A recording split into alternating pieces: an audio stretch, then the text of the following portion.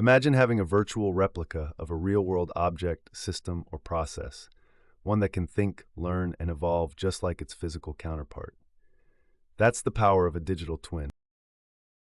A digital twin is a dynamic, digital model that mirrors a physical object or environment in real time.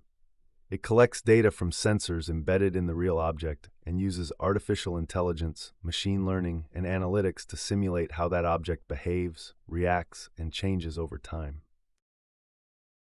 Think of a jet engine. Engineers can create a digital twin of that engine, simulating its performance under different conditions, without touching the actual aircraft. If something begins to go wrong, the twin detects it first. This makes predictive maintenance possible, saving time, cost, and potentially lives. But digital twins aren't just for machines. They are being used in smart cities to simulate traffic, in agriculture to optimize crop production, and even in healthcare to create personalized models of the human body. However, with great digital power comes complex legal questions. First, data ownership. Who owns the data collected by a digital twin? The device manufacturer, the service provider, the user? The answer isn't always clear and depends on contractual agreements and local data laws. Next, privacy. A digital twin of a human being, say a patient or a worker, raises ethical and legal concerns. How is that data stored?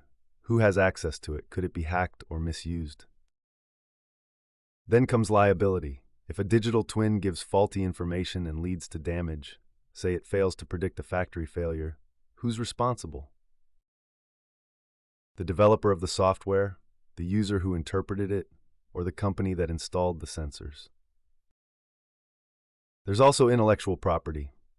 Can someone copy your digital twin and create a competing product? What if they improve it? Do you own the improvements?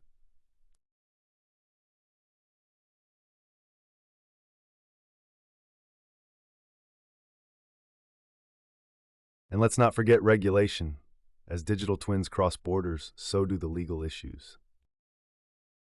One country's privacy law may conflict with another's trade secrets regime. That means companies and governments need clear, harmonized frameworks to manage this emerging technology.